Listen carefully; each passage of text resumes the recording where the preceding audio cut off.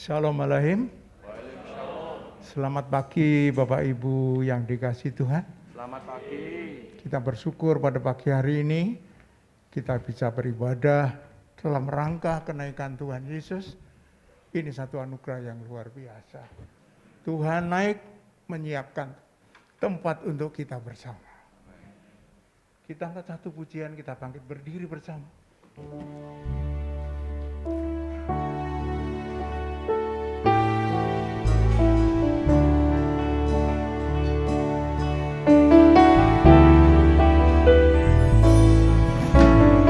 Yesus, Engkau baik, sungguh baik, sangat baik. Yesus, Engkau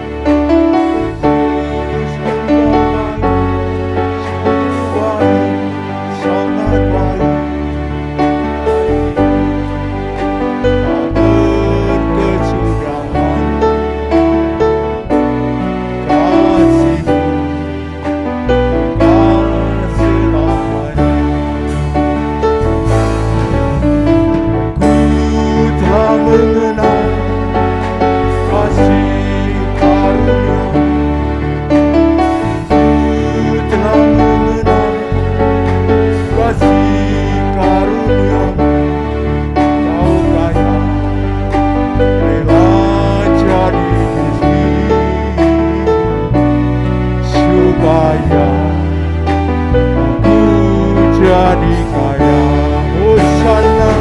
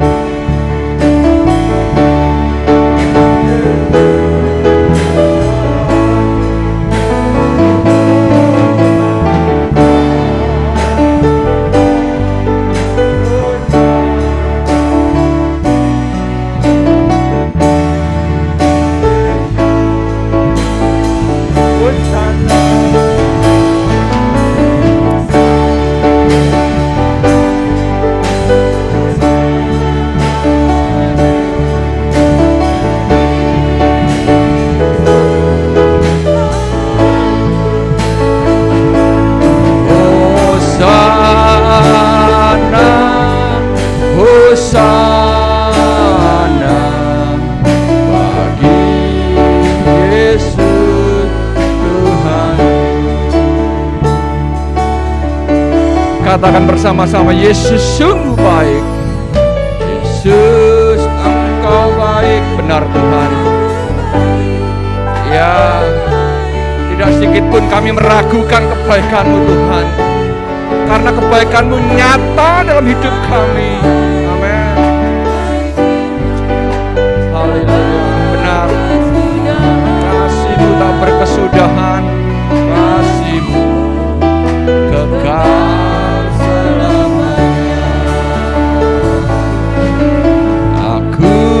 Telah mengenal kasih karunia-Mu ku telah mengenal, kasih karunia-Mu Kau rela kaya jadi, oh benar Kau kaya rela jadi miskin untuk kami Tuhan. Terima kasih kebaikan. Hosana,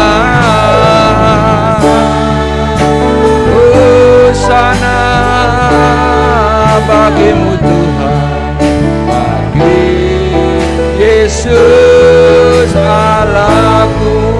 Hosana,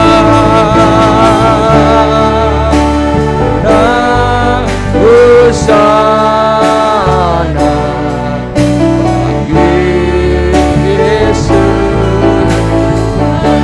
Hosana,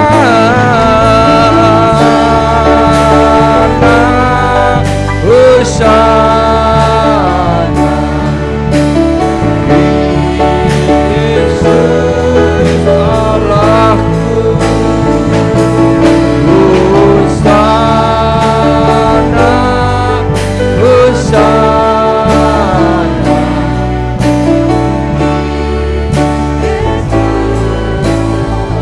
Amin. Hosana bagi Yesus Allahku.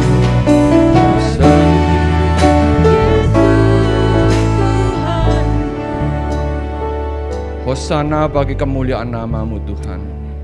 Segala hormat, pujian, kemuliaan hanya bagi-Mu Tuhan. Sebab Engkau yang layak menerima segala puji, hormat, kemuliaan, dan kebesaran bagi-Mu Tuhan. Terima kasih Tuhan Yesus, terima kasih buat pagi yang baru ini, di mana kami boleh bersama-sama bersuka cita untuk memperingati hari kenaikan Tuhan ke surga. Terima kasih, inilah bukti kepedulian Tuhan terhadap kami. Tuhan naik ke surga bukan untuk meninggalkan kami sebagai yatim piatu, tetapi Engkau memberikan Roh-Mu, Engkau memberikan Roh Kudus-Mu turun atas kami, dan itulah yang menghiburkan kami. Itulah yang menjadikan kekuatan kami. Dan Tuhan ke surga untuk menyediakan tempat bagi kami orang-orang yang percaya. Dan biarlah melalui ibadah pada pagi hari ini, kami diteguhkan, kami lebih setia, kami lebih taat akan perintah-perintah-Mu, supaya kami sungguh boleh merasakan tempat yang Tuhan sudah sediakan di sana. Terima kasih Bapa yang baik, terima kasih. Kami akan memulai ibadah kami dengan penuh ucapan syukur, hanya di dalam nama Tuhan Yesus Kristus. Haleluya. Amin. Silakan duduk. Shalom Alaihim. Puji Tuhan. Hari ini kita memperingati hari kenaikan Tuhan Yesus ke surga. Ya. Tuhan Yesus ke surga. Enak saudara ya. Dia duduk di kanan Bapa. Dia menyediakan tempat bagi kita. Tetaplah kita percaya, tetaplah kita berharap.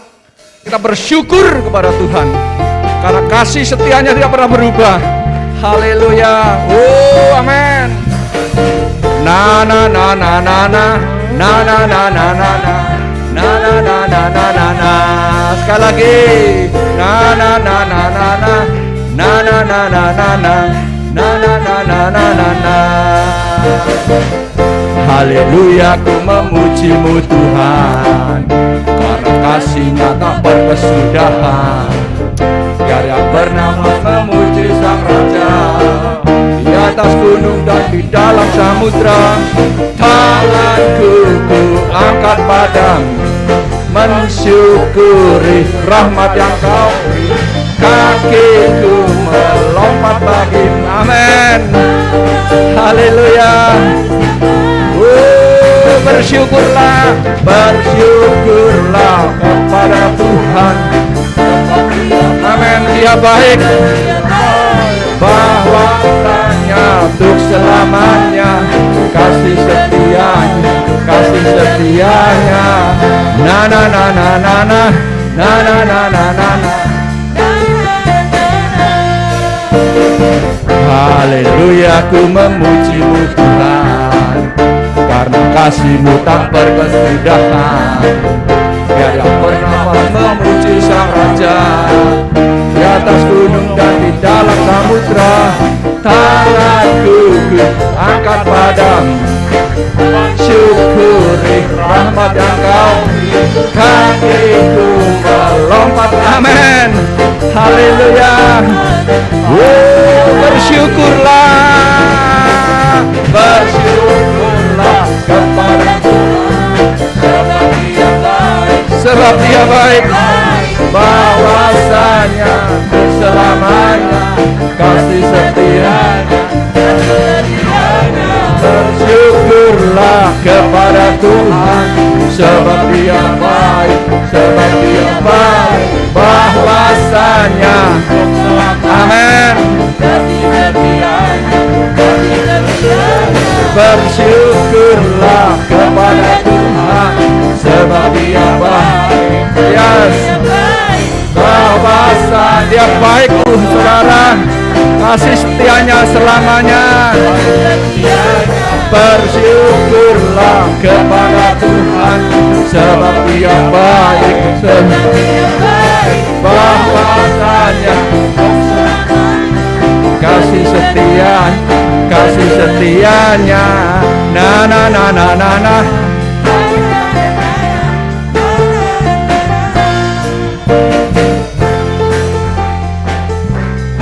Haleluya. Saudara merasakan kebaikan Tuhan? Yesus itu baik. Amen. Yesus sangat baik. Amen. Dan Yesus selalu baik. Haleluya. Maka dari itu biarlah hati kita penuh dengan ucapan syukur. Karena Dia telah mati bagi kita. Dia telah bangkit bagi kita.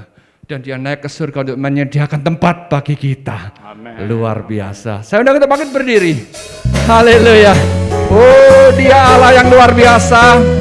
Maut telah dipatahkan, maut telah dikalahkan. Dia baik untuk kita semua. Dia mati bagiku, Dia bangkit bagimu. Dia Tuhan Allah penyelamatku.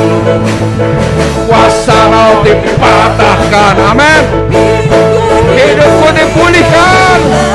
Dialah kemenangan kita. Oh, haleluya. Katakan, Dia sungguh baik, Dia sangat baik.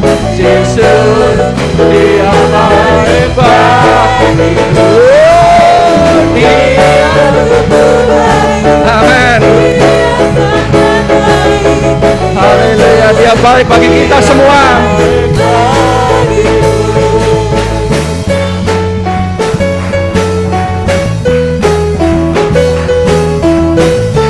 Dia ada di dalam diri kita. Amin. Dia ada di dalam, bergerak di hidupku. Yes. Allah kekuatanku. Dia penuhi hatiku dengan kuasa kasih-Nya. Tuhan Allah kemenangan. Dia sungguh baik. Dia sangat baik. Yesus, Dia baik bagiku. Amin.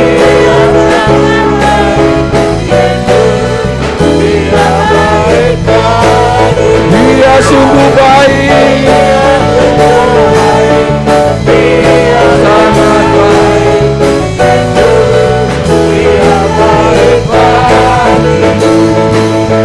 Dia sungguh baik. Dia sangat baik.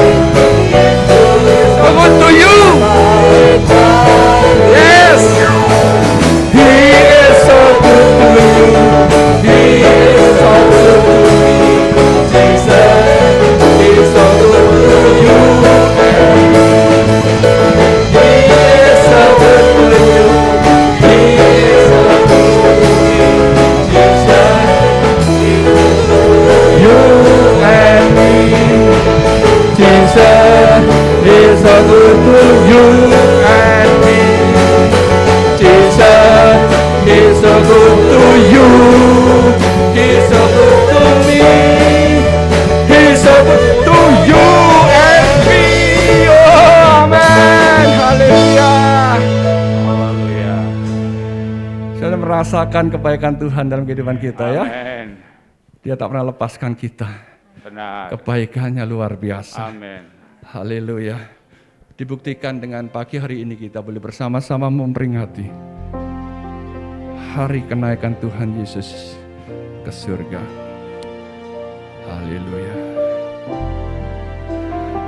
Biarlah kita selalu meninggikan Dia atas segala apa yang ada dalam muka bumi ini.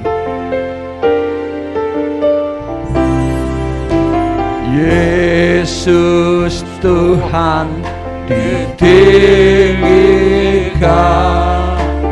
atas segala alam. Amin. Dimuliakan naik ke surga, berikan Roh Kudus-Nya. Datanglah sekarang, penuhi, mari Roh Kudus. Buka hati saudara, buka hati pikiran kita. Berapi kami sekarang ini dengan api Roh-Mu. Oh, amin. Yesus Tuhan ditinggikan atas segala alam. Amin. Dimuliakan naik ke surga, berikan Roh Kudus-Nya. Datanglah sekarang, Roh Kudus. Tuhan, kami merindukan selalu akan damai kasih-Mu. Kuasa-Mu rapikan, urapi kami sekarang ini dengan api Roh-Mu. Datanglah sekarang, penuhi kami dengan kuasa-Mu. Urapi kami sekarang ini dengan api Roh-Mu. Roh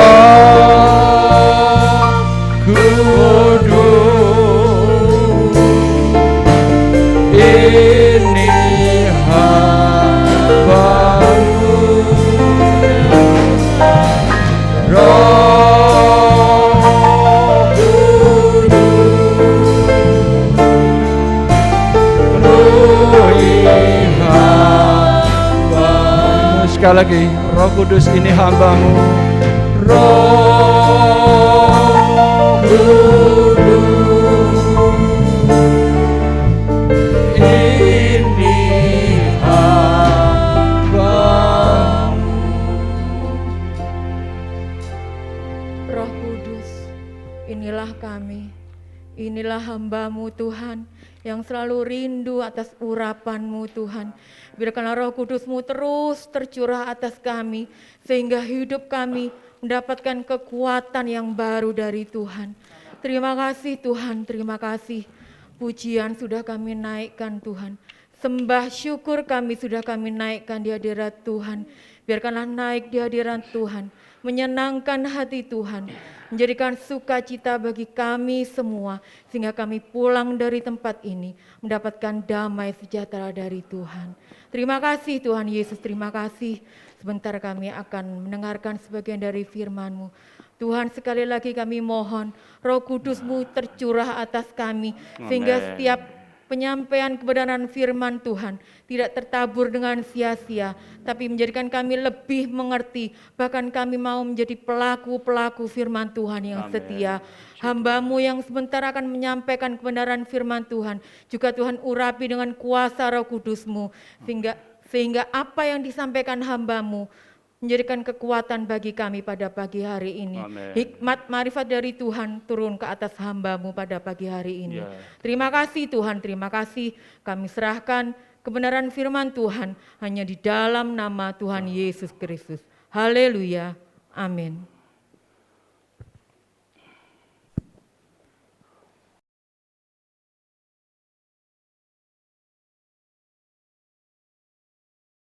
Selamat pagi Bapak-Bapak semua. Selamat beribadah di dalam nama Tuhan Yesus ya. Pagi ini kita bersyukur di hadapan Tuhan karena peristiwa penggenapan yaitu kenaikan Yesus ke sorga.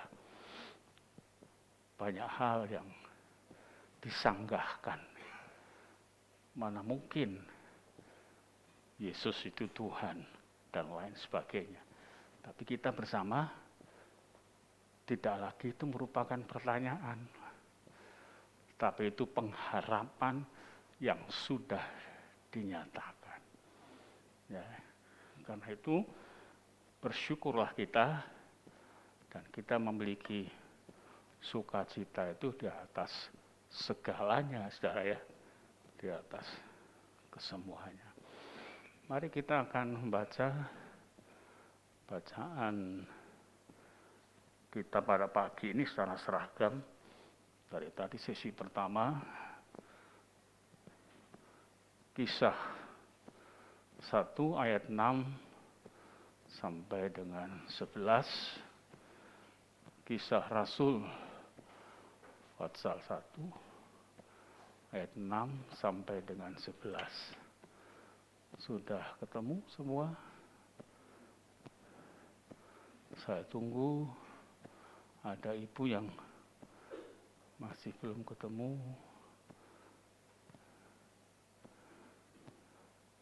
Kisah Rasul 1 ayat 6 sampai 11, demikian firman Tuhan. Maka bertanyalah mereka yang berkumpul di situ, Tuhan, maukah Engkau pada masa ini memulihkan kerajaan bagi Israel? Jawabnya, Engkau tidak perlu mengetahui masa dan waktu yang ditetapkan Bapa sendiri menurut kuasanya. Tetapi kamu akan menerima kuasa kalau Roh Kudus turun ke atas kamu, dan kamu akan menjadi saksiku di Yerusalem dan di seluruh Yudea dan Samaria dan sampai ke ujung bumi. Sesudah mengatakan demikian, terangkatlah ia disaksikan oleh semua, dan awan menutupnya dari pandangan mereka.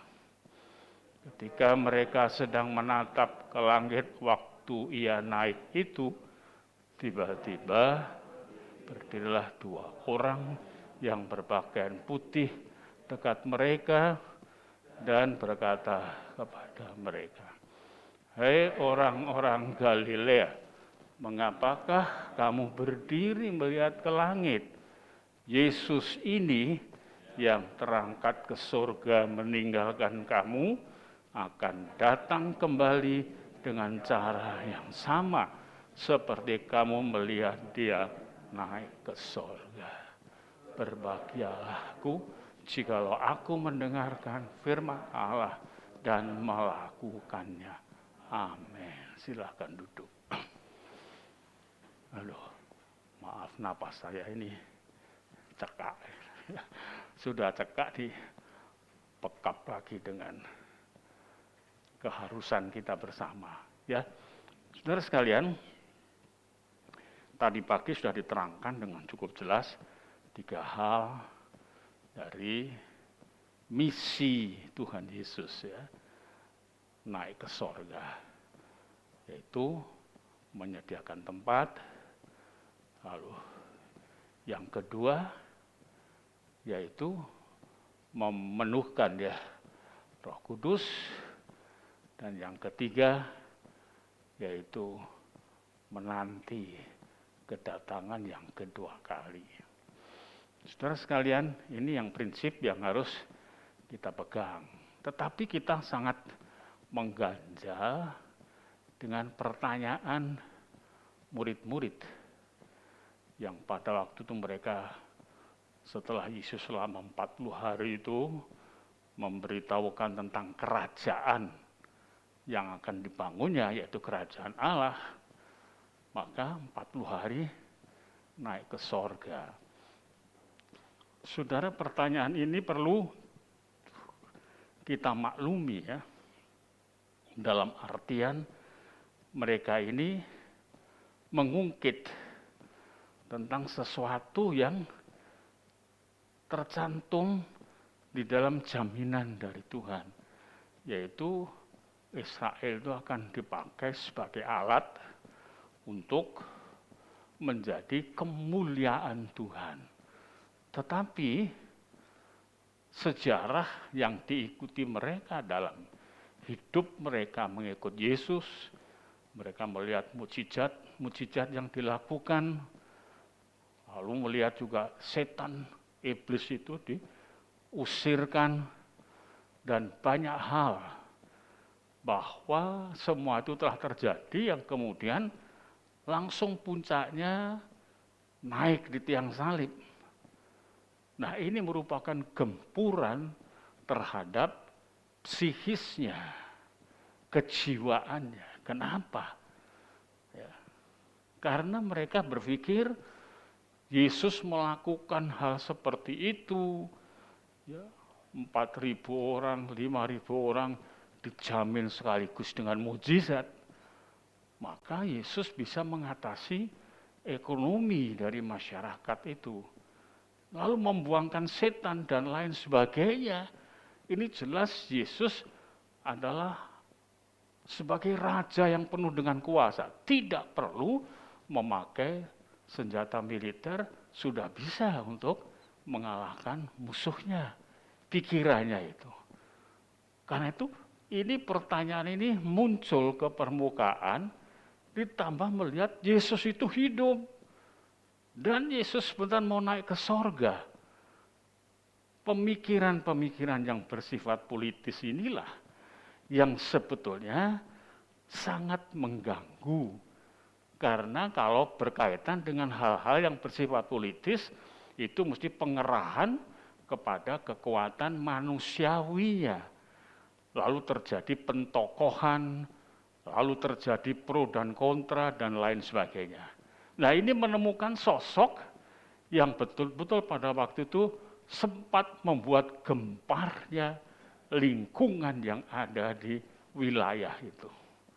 Yudea, Samaria merupakan tempat di mana di Yerusalem sendiri itu berkumpul bangsa-bangsa di sana, dan merupakan satu hal yang bisa mengasah kecerdasan dari penduduk di sana. Ada pembicaraan politik, ada pembicaraan ekonomi, ada pembicaraan budaya, dan kemudian menumbuhkan tentang hak-hak yang ada pada bangsa-bangsa itu. Hak sipilnya. Saudara sekalian, ini kemudian mengingatkan mereka kembali kepada zaman kejayaan Israel pada pemerintahan Daud, yaitu 1002 sebelum Masehi sampai 970 sebelum Masehi. Sehingga mereka terpesona dengan itu dan mengira bahwa kerajaan itulah yang nantinya akan menjadi bagian yang mereka alami, mereka sebagai rakyatnya. Saudara melihat bagaimana di dalam tuntunan doa Bapa kami. Coba kita baca ya, Pasal yang ke-6 Injil Matius, ayat 9 mulai.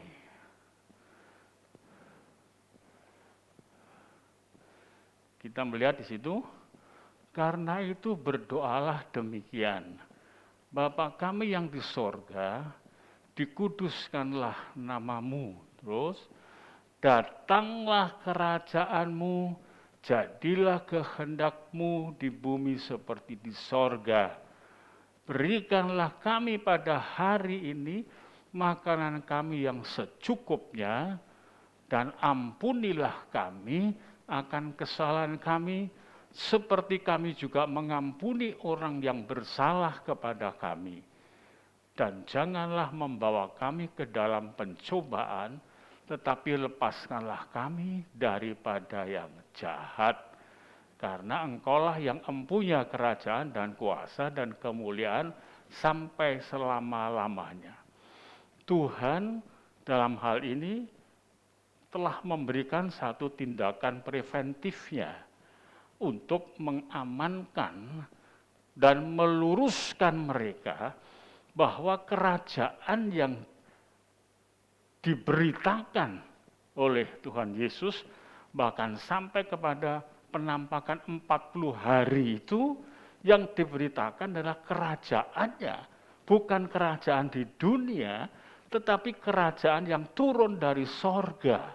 Saudara, ini disalah tanggapi begitu sangat serius, sehingga mereka ingat bagaimana waktu Raja Daud memerintah itu, sehingga Yerusalem itu pun disebut kota Daud, dan kemudian Yesus pun disebutkan anak Daud. Jadi semua fokusnya ke sana. Memang waktu tahun 63 Masehi itu dijajah oleh pasukan Romawi yang imperiumnya begitu rupa. Ini adalah kekaisaran yang selalu melebarkan penjajahannya. Maka itu tadi pagi disebutkan oleh Pak Paulus bahwa yang disebutkan menyebarkan Injil sampai ke ujung bumi itu pengertian batasannya Imperium Romawi, karena sampai ke Mesir dan seterusnya itu semuanya Imperium Romawi. Luar biasa saudara ya. Nah, di sini kita melihat pertanyaan itu diajukan, Tuhan maukah Engkau?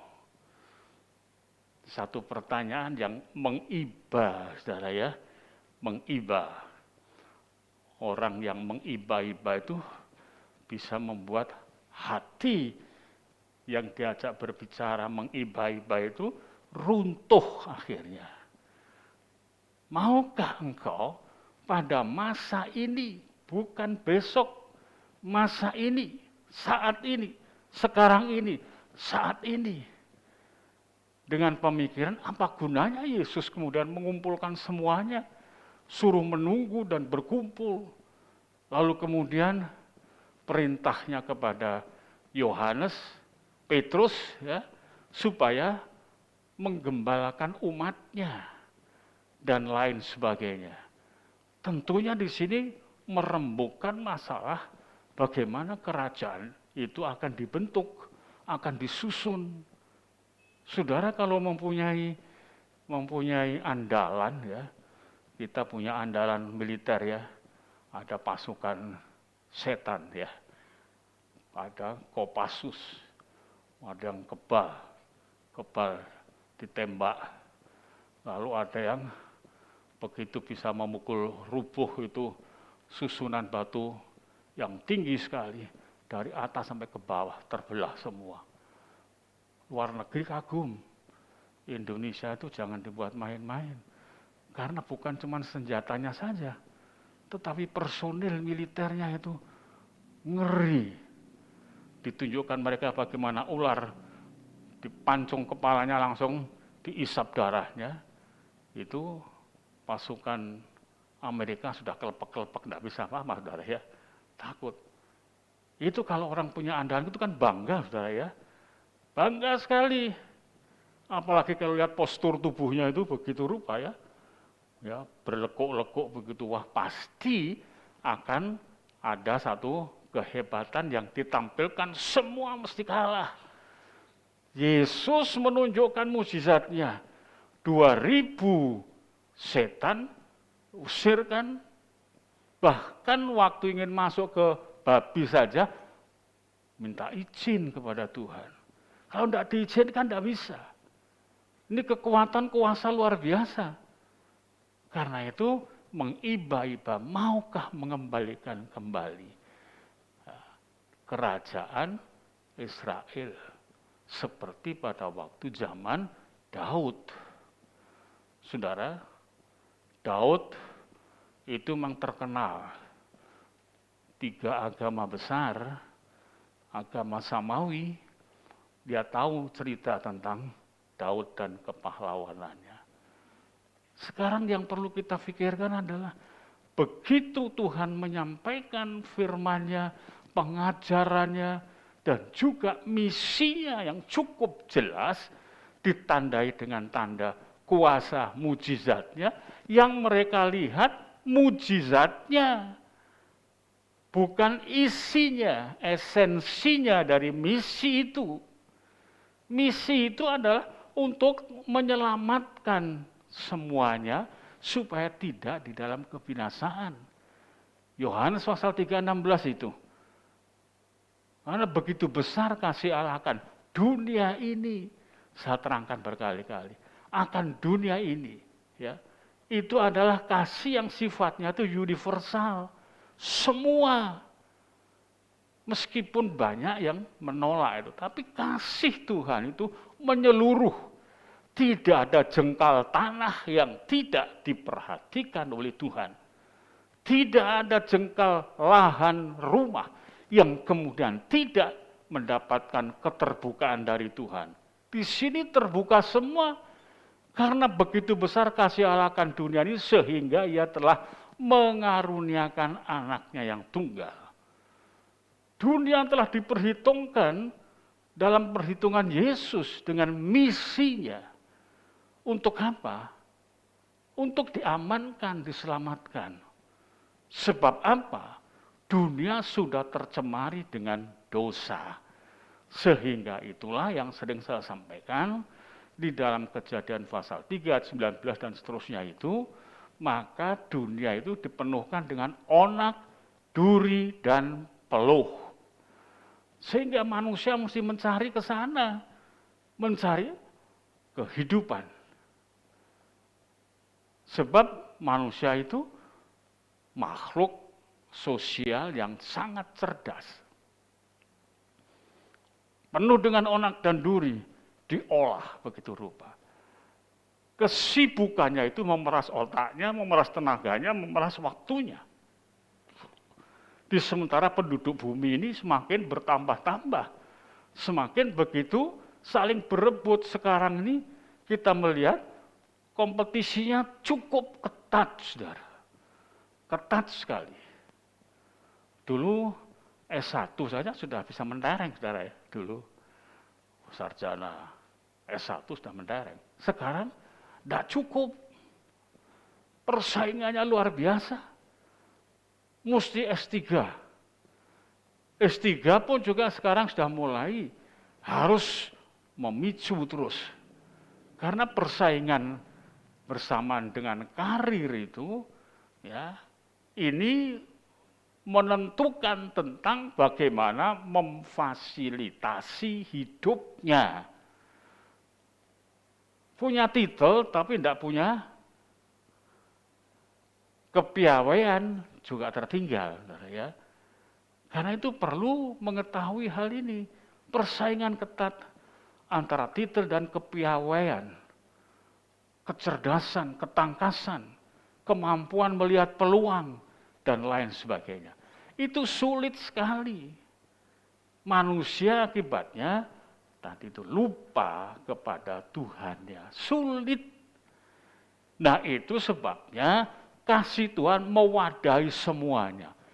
Ada kasih yang sifatnya umum, ada kasih Tuhan yang sifatnya spesial, khusus.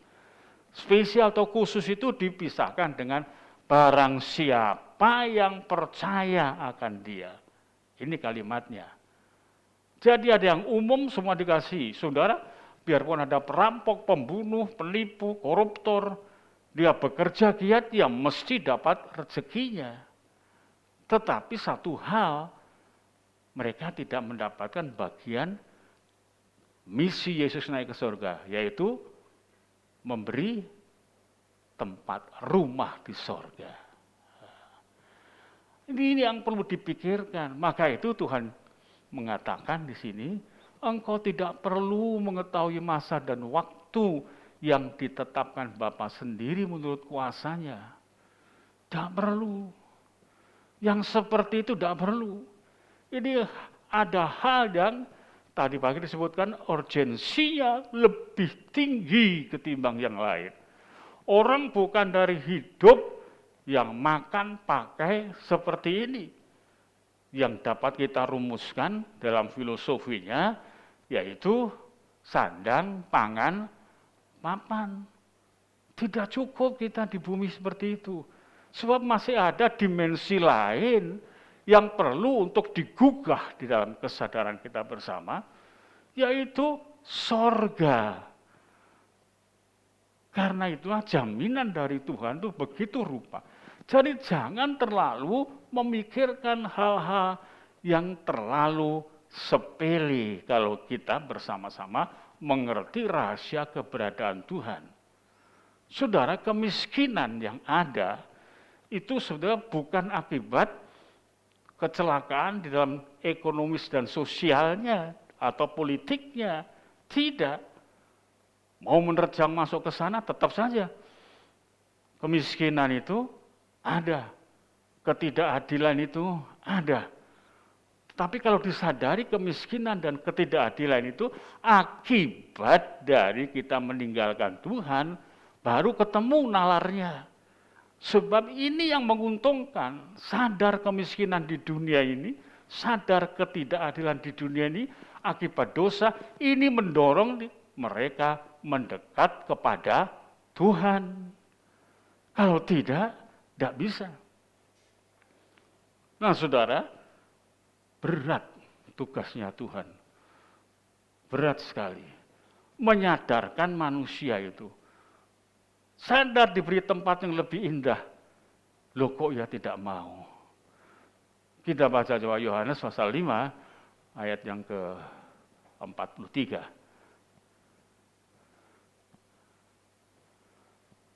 Aku datang dalam nama Bapakku dan kamu tidak menerima aku.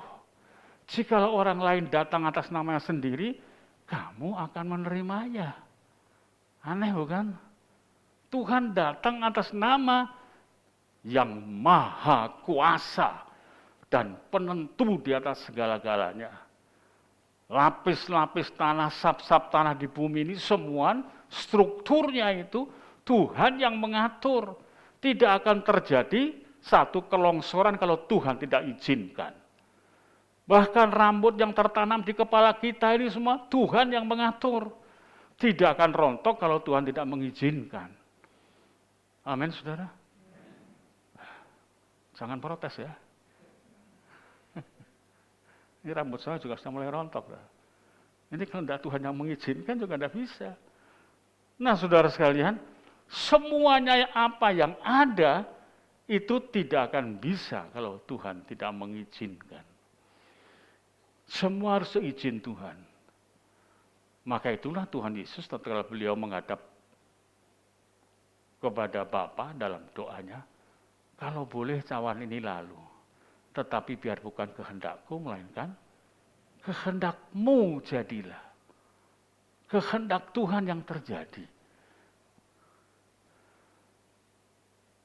Kolose 3:17, dalam segala sesuatu kita harus berpedomankan pada Tuhan ya.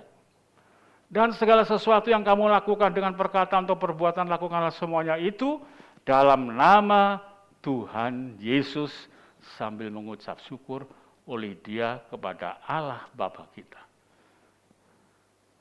Saudara kalau diminta gunting pita, gedung baru, ucapannya apa saudara? Ini ucapannya dalam nama Tuhan Yesus. Kadang-kadang kita ngomong begitu aja sebagai seorang pejabat, tidak berani saudara. Terjebak dengan etika yang tidak direstui Tuhan. Sana orangnya kumpul sama orang-orang semua. Waktu saya di Ngaglik, kumpul sama-sama. Kemudian taruh gelas. Kemudian saya cium bau, waduh ini minuman keras itu. Taruh semua.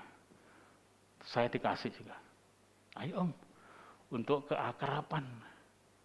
Bagaimana? Nah, tolak.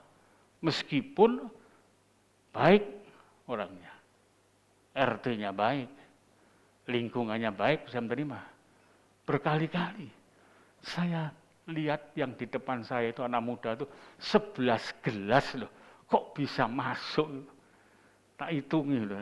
Itu terus kemana arahnya? 11 gelas. Lalu, ada halangan-halangan seperti ini yang tidak bisa. Ini perlu diperhatikan. Kita itu murid Tuhan. Kita itu ada ke depannya maju di dalam Tuhan. Kita tuh kepingin rumah di sorga. Maka itu tatkala Yesus naik untuk menyiapkan rumah, memenuhkan Roh Kudus, dan juga mengingatkan untuk menyambut kedatangan Tuhan yang kedua kali, ini pikirannya masih ngelantur kepada hal-hal yang sifatnya masih keduniawian. Abot saudara ya, untuk bisa menguasai dunia itu. Karena itu orang muda yang kaya itu yang datang kepada Yesus, ya seorang yang moralistis, tapi tatkala Tuhan Yesus beliau mengatakan satu yang perlu, satu yang harus kau lengkapi. Apa? Semua sudah beres, sudah baik semua, satu, tinggal satu. Jual hartamu, berikan kepada orang miskin, dan ikutlah aku. Maksudnya apa? Keterikatan itu harus dilimpahkan kepada Kristus. Kalau dia taat itu berarti apa yang dimilikinya itu diikatkan pada kuasa Kristus, kehendak Tuhan. Saya ingin tahu saudara, pernah kan saudara melakukan, saudara mencintai sesuatu dalam kehidupan kita, ini harta benda, tapi Tuhan berbicara, berikan kepada si A, si B, si C. Rasanya kalau tidak disampaikan, goyang kan? Ada satu saudara di sini, pagi-pagi doa pagi, tahu-tahu dia kasih saya envelope, tanpa bicara. Biasanya tidak pernah doa pagi itu doa pagi. Kemudian dia pulang. Tidak berapa lama, istrinya tanya, maksudnya berapa hari kemudian, apa suaminya datang ke gereja pagi-pagi? Oh iya, saya terima envelope katanya. Tapi tidak ngomong apa-apa. Ya itu, semalam itu diusik oleh Tuhan. Berikan hambaku 200.000. Jelas loh saudara. Tuhan itu tukang ngitung duit apa tidak? Ngitung duit saudara ya dihitung, hati-hati saudara. Dihitung sama Tuhan. Berikan 200.000 pada hambaku. Ngelepek katanya. Ngelepek om. Sampai akhirnya kemudian pagi itu datang. Setelah sudah diberikan, lega rasanya. Itu memberi itu adalah memindahkan ikatan kepemilikan. Orang kaya dalam Matius 19 itu dituntut untuk memindahkan ikatan kepemilikan kepada Yesus. Dan Yesus memerintahkan berikan kepada orang miskin, bukan memiskinkan mereka. Sekarang banyak orang takut. Lalu ada usul, Koruptor itu jangan dihukum 7 tahun, 20 tahun sekalipun tidak ada artinya. Lah bagaimana? Hukumannya miskinkan saja. Wah, saya pikir betul ya. Ini kan orang sudah kadung jengkel. Miskinkan saja.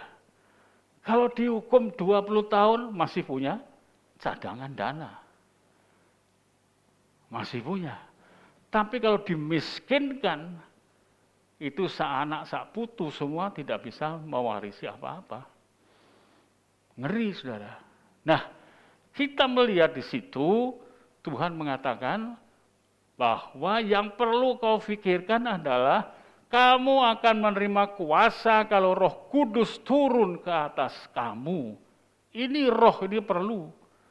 Roh Kudus ini perlu, ayat yang ke-8 itu. Perlu Roh Kudus. Bagaimana kemudian kita bisa mendapatkan kuasa Roh Kudus? Beri tempatnya. Bukan hanya doa massal yang begitu rupa, tidak. Berubah dalam kehidupan itu.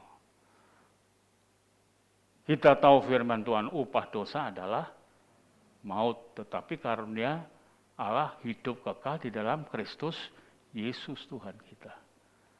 Ini perlu. Yesus datang ke dunia. Dia rela untuk di kandang Bethlehem. Rela sepanjang umurnya itu dihina, dicela, dan lain sebagainya. Tidak diperhitungkan. Kalau manusia yang lain datang, kamu menerimanya. Aku datang, kamu tidak mau menerima. Kenapa? Itulah kemudian yang menjadi keluhan Yesaya. Yesaya 53 ayat yang pertama. Coba. Ya, cepat. Siapakah yang percaya kepada berita yang kami dengar? Dan kepada siapakah tangan kekuasaan Tuhan dinyatakan? Ini pertanyaannya. Kenapa? Yang dilihat Yesaya itu dalam penglihatan ilahinya, orang yang harus disampaikan itu beritanya itu, ini orang ini tidak pokro. Sudah tidak fashionable. Wajahnya pun juga jelek, rusak. Lalu bagaimana mau diberitakan betul-betul dengan pengharapan pasti orang akan percaya kepada dia? Susah. Dan itulah yang dialami oleh Yesus.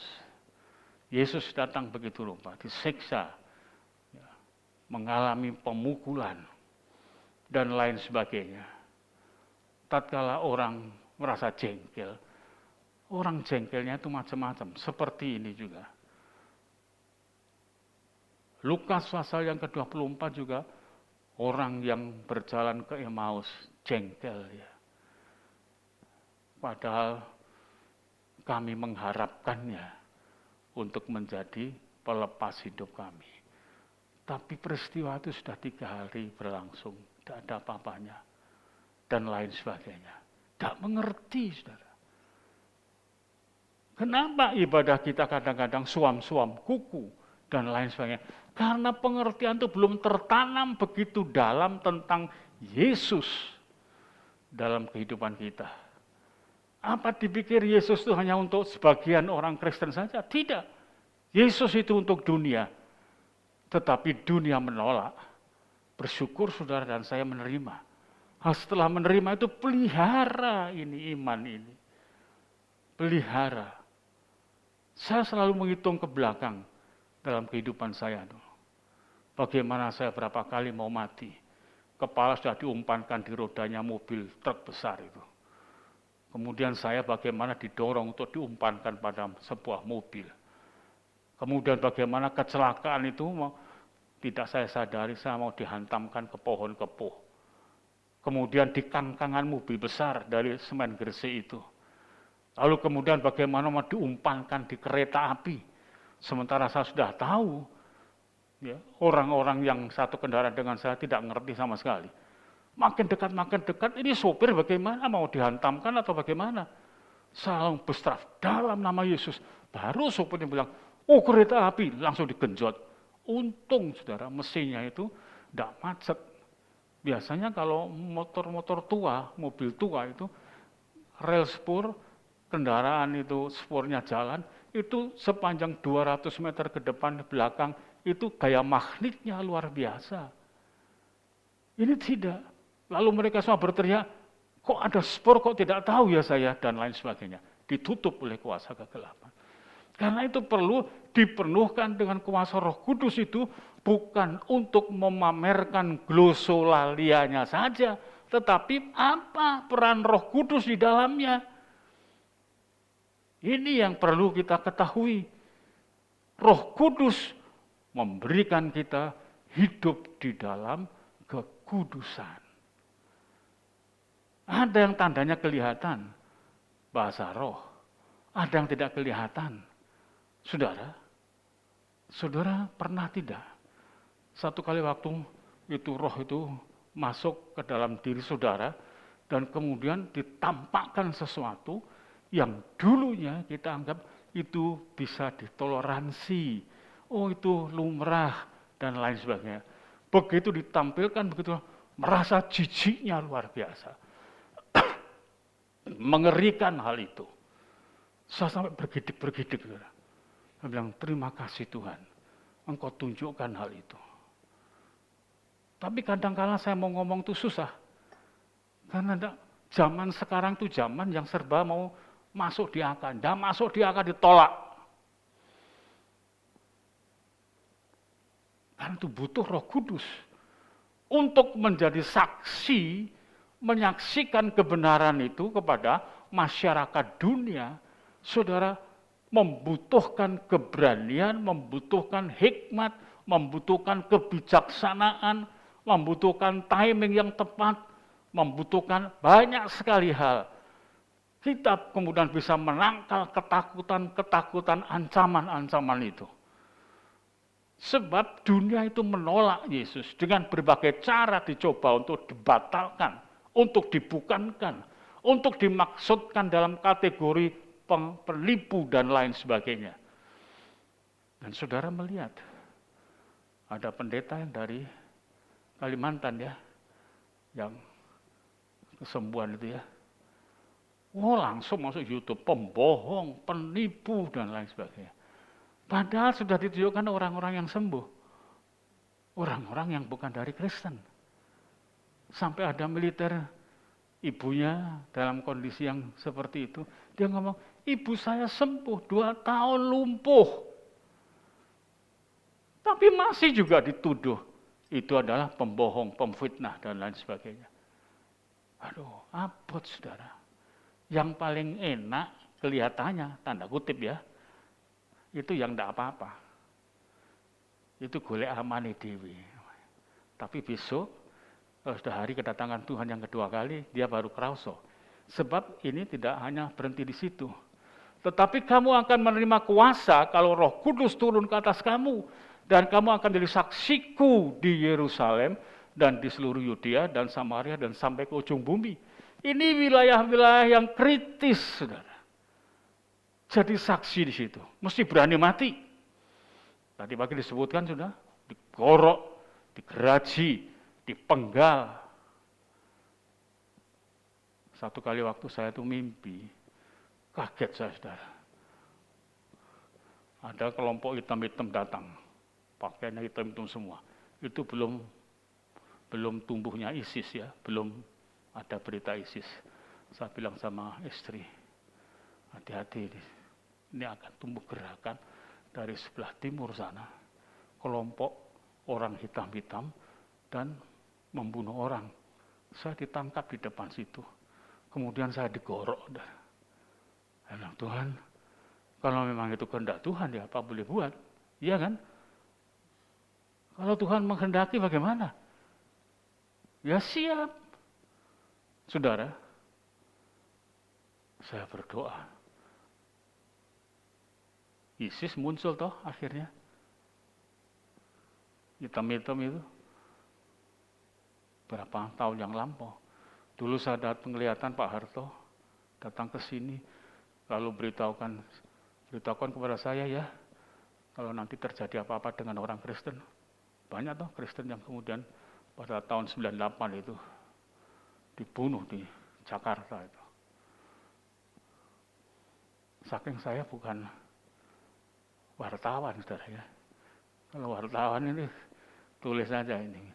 Atau peramal. Sekarang ada ramalannya Mbak Yu itu. Hati-hati saudara. Saudara percaya ramalannya Mbak Yu, tidak percaya kitab Wahyu. Ya, isinya ketakutan semua. Tapi mari kita melihat ini. Kuasai Roh Kudus. Itu yang bekerja Roh Kudus, bukan saudara, bukan saya. Tatkala saya ditangkap di Koramil, Kodim, saya tidak bisa bicara. Tapi Roh Kudus kemudian bisa membuat saya berbicara. Tatkala saya ditangkap di DPKN, karena tuduhannya ngawur-ngawur. Saya hadapi di situ, kemudian DPKN ngomong, Dek, nanggak saya Dek, kalau memang ada begitu, yang lempari gereja, tangkap aja Dek, bawa sini. Saya bilang, loh Pak, itu bukan tugas saya, tugasnya Bapak itu.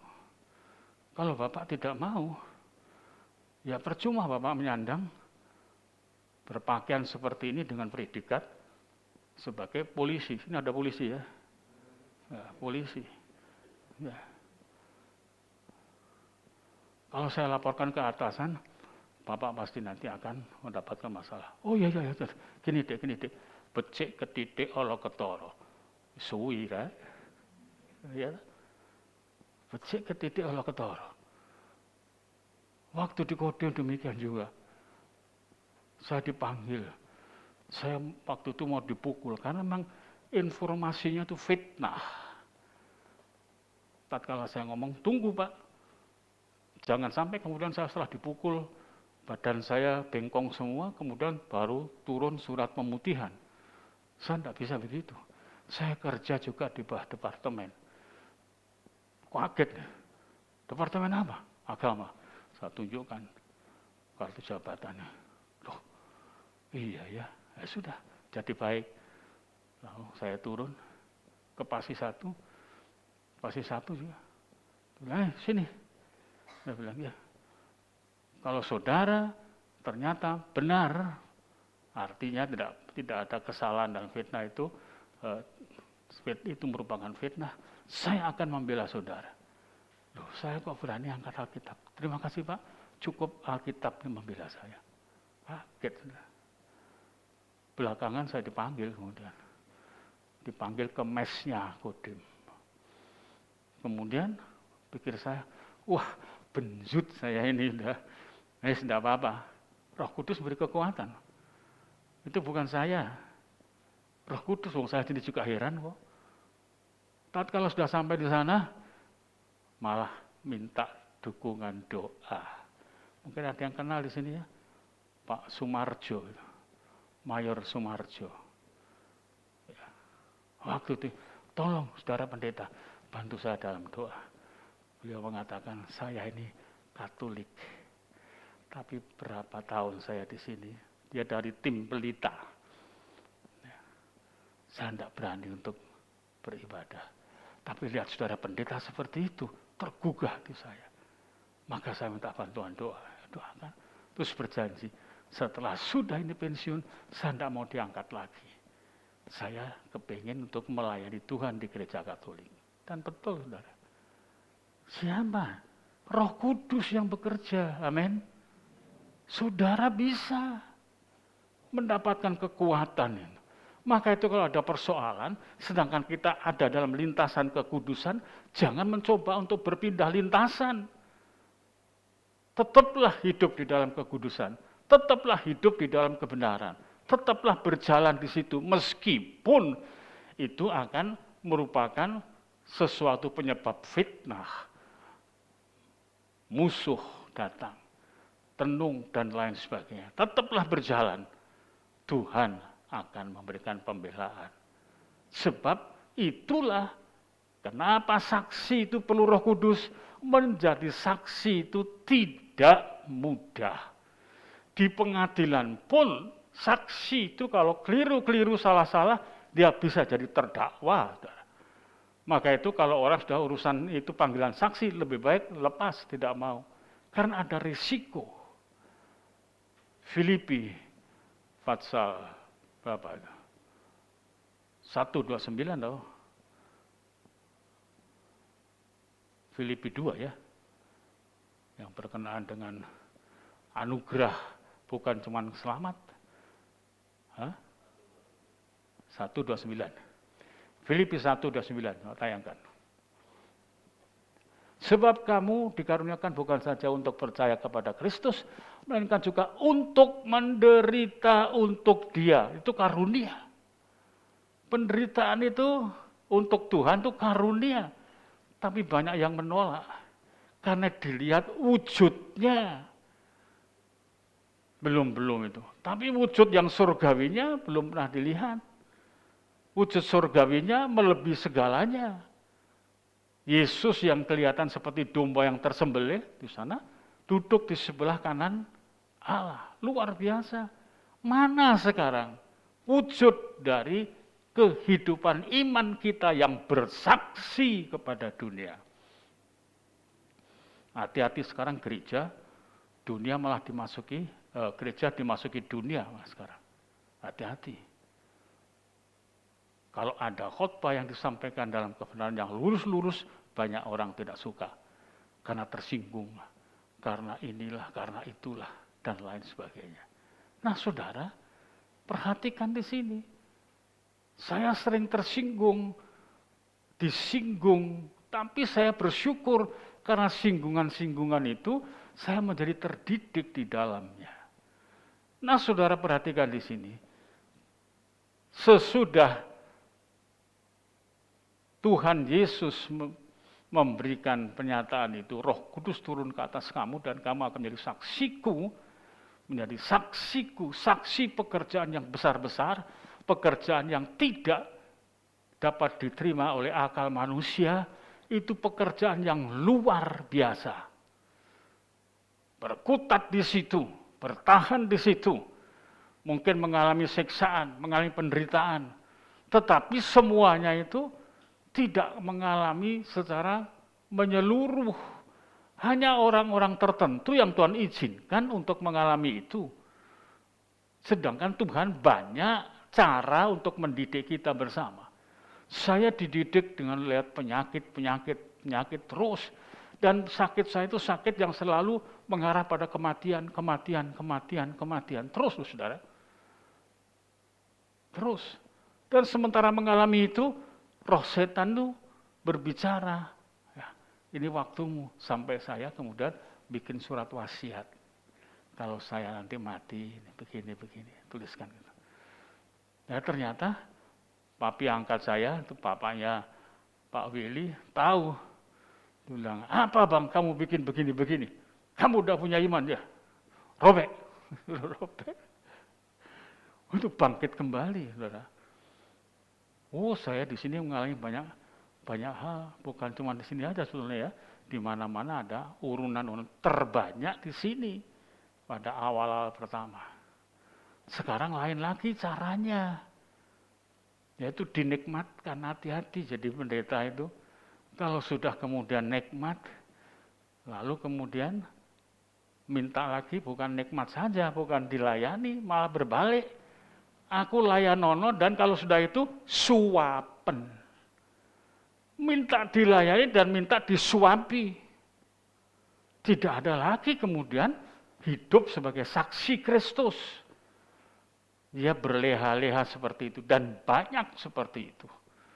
Maka itu marilah kita bersama untuk saling mendoakan. Doakan juga gembala saudara ini supaya jangan kemudian neko. Ini perlu, sebab musuhnya saksi Kristus itu banyak dalam kenyataannya. Lalu setelah sudah Yesus terangkat dengan memberkati mereka, maka mereka termangu-mangu menatap ke langit. Aduh, Tuhan sudah tidak kelihatan. Kepingin sesuatu yang serba geli penglihatan. Sekarang bukan lagi di mata, tapi harus nyangkut di hati, di batin, di roh. Coba kita baca Yohanes pasal yang ke-4 ya. Ayat 23.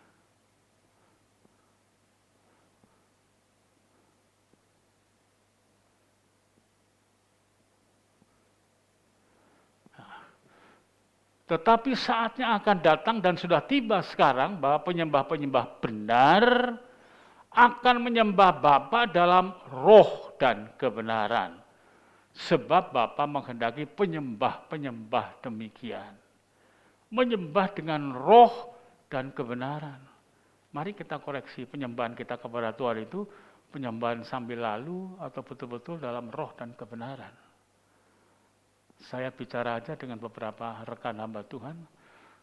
Dalam Facebook saya dikirimin gambarnya kepala gundul terus ada tanduknya 2. Dianggap saya ngibul.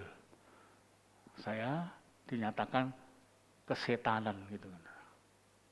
Susah loh saudara. Sekarang tuh gampang sekali untuk menghina, menghujat, dan menyindir orang, gampang. Kalau kita tidak ada Roh Kudus, susah. Nah, jadi karena itu perlu kita sekalian tahu, saudara. Tuntutan Tuhan menyembah dalam roh dan kebenaran. Nah, itu semuanya dikerjakan karena ada atributnya, Rohul Kudus. Sekarang mari kita beribadah itu dengan tuntunan Roh Kudus. Berangkat dari rumah, mohon pimpinan Tuhan, supaya nanti kalau mendengarkan firman Tuhan, Roh Kudus bekerja, akan berubah sendirinya. Waktu melayani Tuhan, mau melayani, baik pujian sekalipun, atur hidupnya, supaya ini semuanya bernuansakan Roh Kudus. Semuanya. Satu kali akan dituntut seperti itu. Nah, saudara sekalian, biarlah pada pagi hari ini kita bersama merasakan bagaimana Tuhan menegur kita bersama. Supaya jangan termangu-mangu, tetapi hendaklah kita mulai mengatur untuk menyongsong kedatangan Tuhan yang kedua kali. Hai orang-orang Galilea, itu pada ayat yang ke-11 itu teriakan itu. Hei orang-orang Galilea, mengapakah kamu berdiri melihat ke langit? Yesus ini yang terangkat ke surga meninggalkan kamu akan datang kembali dengan cara yang seperti kamu lihat dia naik ke surga. Ini yang perlu kita persiapkan. Saudara, jangan termangu-mangu. Termangu-mangu karena pikiran yang bukan-bukan dan masih banyak pikiran yang lain. Yesus tidak ada sekarang, bagaimana sudah terangkat ke surga dan lain sebagainya dan lain sebagainya. Sekarang channelnya, dimensinya dirubah. Bukan lagi kita di dalam menyembah Tuhan itu dimensinya itu lahiriah, tetapi dimensinya masuk ke batiniah. Bukan kepada hal-hal yang lahiriah yang kelihatan, tetapi hal-hal yang masuk ke dalam roh kita. Ibadah, karena Allah itu roh adanya, maka wajiblah kita menyembah dengan roh dan kebenaran. Tuhan memberkati kita bersama. Mari kita bangkit berdiri. Naikkan pujian tadi, Yesus Tuhan tadi. Ya, tolong.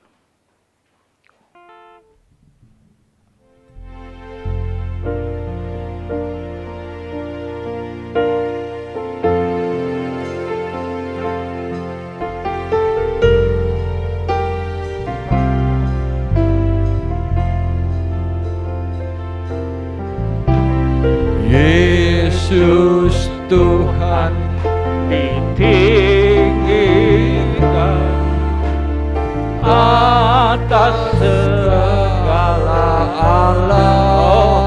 Amin. Dimuliakan naik ke surga, berikan Roh Kudus-Nya. Yesus Tuhan, Mari kita bangga, saudara ya. Oh, puji Tuhan. Atas segala Amin. dimuliakan naik ke surga, berikan Roh Kudus-Nya. Oh, amin. Datanglah sekarang, penuhi kami dengan kuasa-Mu, urapi kami sekarang ini dengan api Roh-Mu. Oh, puji Tuhan. Yesus Tuhan, ditinggikan atas segala alam, Amin. dimuliakan naik ke surga, Puji Tuhan. berikan Roh Kudus-Nya. Amin. Datanglah sekarang, penuhi kami dengan kuasa-Mu, urapi kami sekarang ini Amin. dengan api Roh.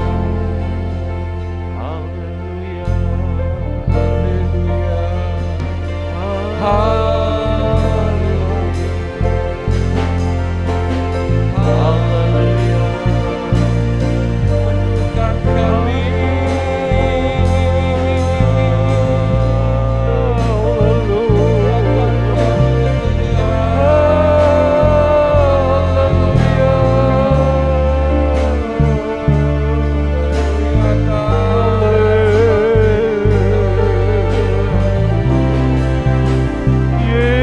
Yesus, terima kasih Tuhan. Engkau memberi kekuatan kuasa-Mu. Yesus, haleluya. Haleluya. Penuhi kami. Penuhi kami. Terima kasih Tuhan. Terima kasih Tuhan. Kami butuh Roh Kudus supaya kami boleh melangkah dengan benar, supaya kami tetap berjalan dalam kekudusan. Hidup ini sulit, banyak gangguan Tuhan, banyak tantangan terlebih dari diri sendiri. Mohon kuasa Roh Kudus menolong kami untuk memenangkan dan menguasai diri di hadapan Tuhan. Supaya kami boleh menyaksikan tentang kebenaran Tuhan. Bahwa Engkau lahir, Engkau mati, Engkau bangkit dan Engkau naik ke surga dan kelak datang kembali. Itu adalah sebuah kebenaran yang harus diterima oleh segala bangsa. Bapak, terima kasih. Berikan kami wibawa dan kuasa untuk memberitakan itu. Kata-kata kami bukan merupakan butir-butir kata yang kosong, tetapi biar kiranya akan menghasilkan orang-orang yang mendengarnya itu percaya dan bertobat. Hidupnya dipenuhkan dengan damai sejahtera Allah. Hidupnya dipenuhkan dengan kemenangan di dalam Tuhan. Terima kasih Yesus, terima kasih. Kami percaya tempat kami di surga Tuhan jaga baik-baik untuk kami satu persatu. Engkau tidak pernah memberikannya kepada orang lain, karena Engkau sudah pastikan satu persatu yang ada itu tercatat dengan namanya dan tercatat dengan kesiapaannya. Terima kasih Tuhan. Kami berdoa untuk pemerintah kami Republik Indonesia. mulai dari Bapak Presiden, Wakil Presiden, para menteri, anggota DPR, MPR, bahkan pejabat-pejabat di daerah, mulai dari Bupati sampai Anda hanya semua dalam pimpinanmu, agar semua mendapatkan berkat dari hari kenaikan ini. Mereka bisa melihat kuasa Tuhan, sadar Yesus engkau akan datang kedua kali, dan engkau bukan seperti yang pertama kali, lalu disiksa dan dibunuh, tidak perlu lagi. Engkau datang menghakimi sebagai hakim, dan semua orang harus tunduk kepada keputusanmu tatkala kitab itu dibuka. Terima kasih Bapak, terima kasih. Kita angkat tangan di hadapan Tuhan. Segala puji, hormat, syukur unaikan kepadamu, Allah Bapa, Allah Putra, Allah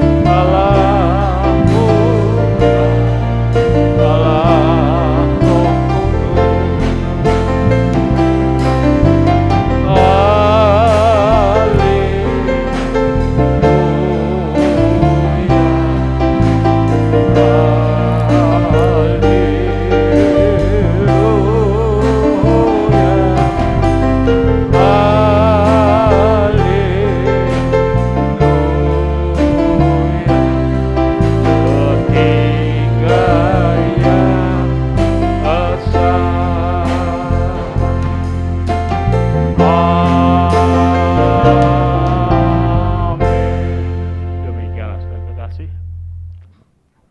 dengan selesai ibadah kita dalam rangka menghayati, mensyukuri kenaikan Yesus ke sorga dan menyadarkan diri untuk menyambut kedatangan yang kedua kali ini. Ya, kita hayati bersama dan kita bersama-sama akan pulang bukan dengan terkemangu-manguan, tetapi dengan tanggung jawab mempersiapkan hidup ke depan ini di dalam kemurahan pengasihan-Mu. Roh Kudus menolong kita bersama. Yang sakit disembuhkan, susah diberi penghiburan, yang buntu jalan bukakan jalan, yang putus asa Tuhan berikan kembali semangatnya untuk memuliakan nama Tuhan. Terima kasih Tuhan, terima kasih. Saudara kekasih, pulanglah. Terimalah anugerah Bapa dari sorga, kasih sayang, rahmat, damai, sejahtera dalam Kristus Yesus Tuhan kita, beserta persekutuan Roh Kudus yang menghibur kita bersama, memberi kekuatan kita, mulai pagi ini sampai Maranatha, Tuhan Yesus datang kedua kalinya. Haleluya. Amin.